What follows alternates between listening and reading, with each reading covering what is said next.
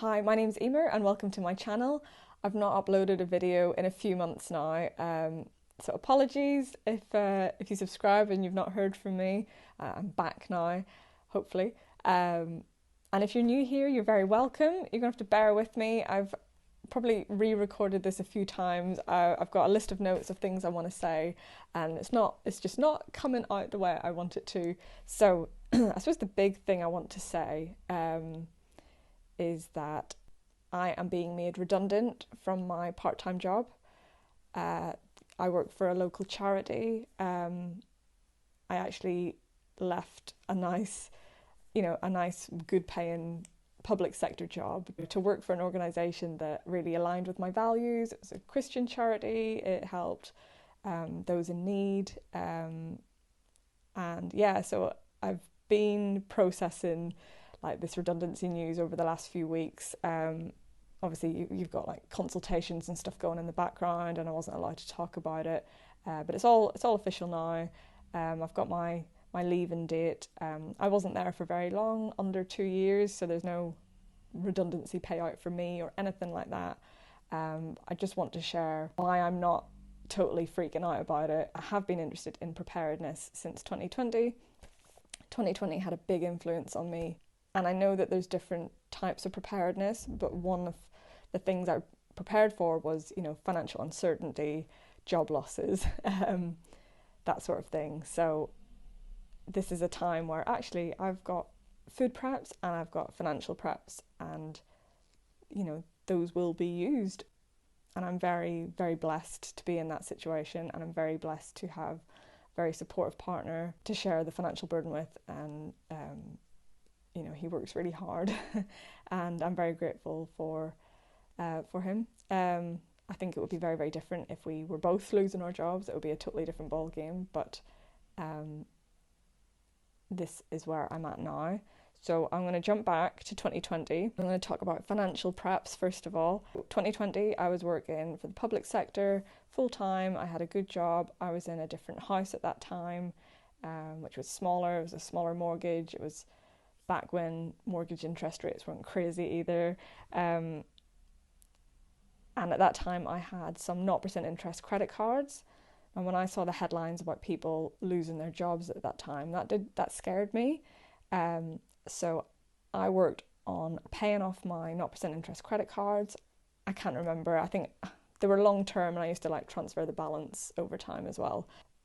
Once I had them paid off in 2020, I was then able to save into an emergency fund. Personal finances have always interested me. I used to work in a bank. I think even as a kid, I really enjoyed having a piggy bank and counting cash. I always liked cash handling sort of jobs.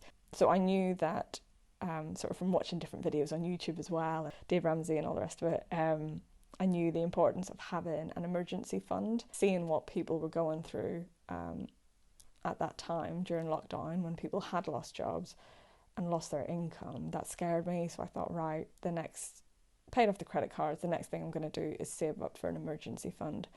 And I think my first goal was maybe, was it 3 months worth of bills or something like that. I set goals for myself, and when circumstances changed, or if there was any extra income, that went into the emergency fund. So I knew I wanted a decent emergency fund that would be useful if I ever needed it. I mean, financial preps, I always say in videos, we're all in different circumstances. I don't have children, for example, and I know other people do, and that's a big, financial, I don't want to say burden, but there's more outgoings, isn't there?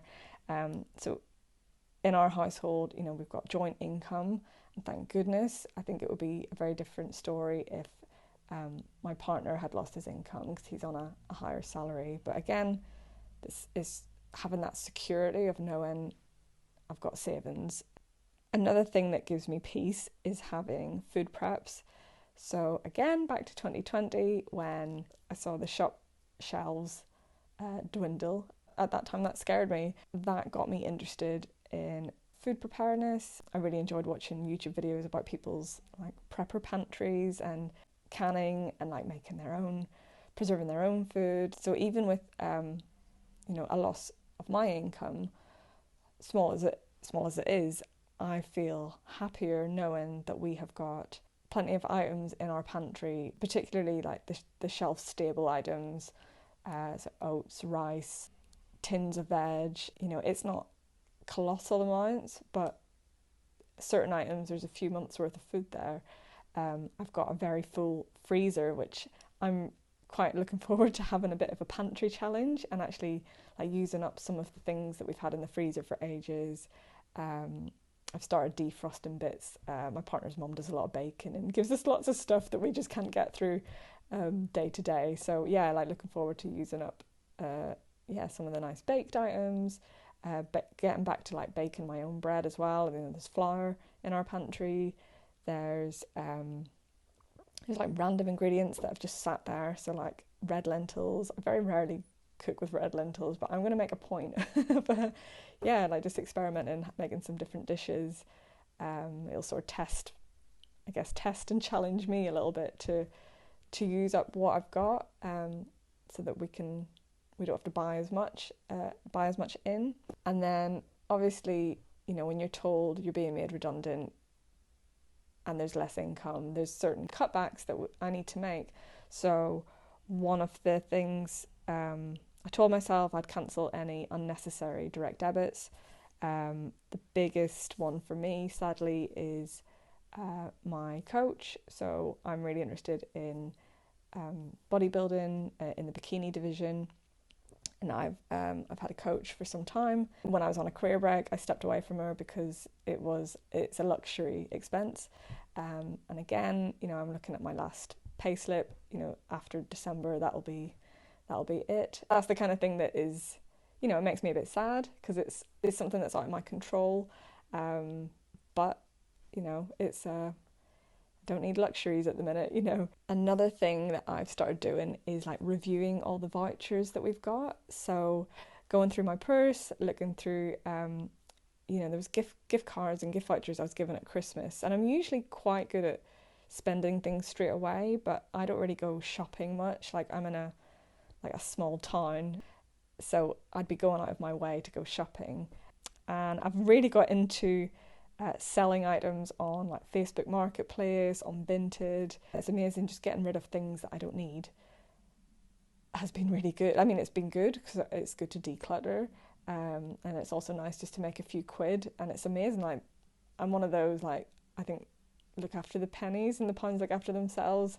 So it's, you know, it's not much, you know, it's obviously not going to replace my income, but it's just nice to, you know, to save a little bit. Oh, and I guess if we're talking finances, one thing, like there's different ways to budget, but one way I've always liked to budget is zero-based budgeting. I'll write down all my expenses each month, and I also have like different, sorry, visually, because I have a spreadsheet where I write this down. So I've got a list of all my expenses, and then I've got a list of savings accounts. So I like having different pots of money for different things. And I find that really, really useful. And sometimes it's maybe just one pot, but I've got a little note saying X amount, you know, how it's divided up. So it's not always separate savings accounts. But I find that really, really useful. So all year round, I save for Christmas. All year round, I save for people's birthdays. All year round, I save for like holiday or travel. And I've always done that. And, you know, sometimes maybe, and then all year round, I add to the emergency fund or equivalent.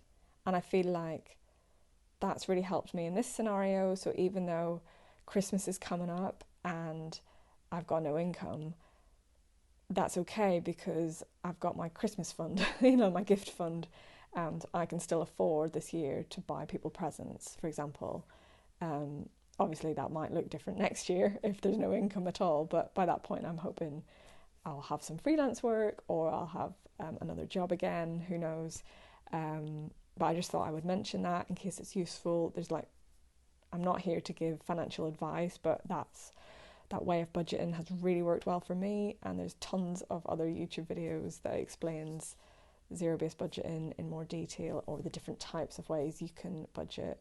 And again, like I know it's really tough at the minute because we're in a cost of living crisis and wages just aren't covering outgoings, And if you're in debt, like that's a whole other ball game. So I know being able to save has been a real privilege. And that's, again, I think because I don't, if I talk about circumstances, like my car is about 13 years old. You will see me wear the same kind of clothes in all my YouTube videos. I wear the same 2 pairs of leggings.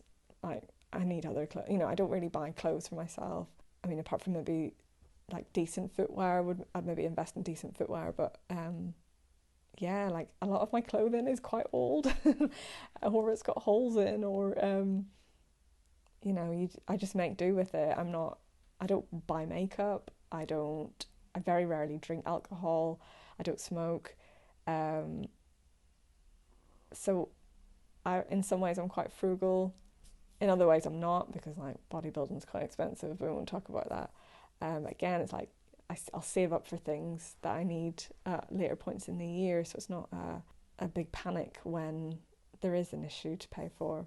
I've probably missed bits. This video might have been a bit rambly and not made tons of sense, but I guess my main point is that if you are in a position to clear your debts and or you know, have an emergency fund, I'd really urge you to do it. I'm not very good with change, and I'm not good when change is out of my control, but I suppose I'm trying to like gain back control by studying and by creating YouTube videos and doing things to help, you know, to be active. I'm not one to sit on my arse, not for long anyway.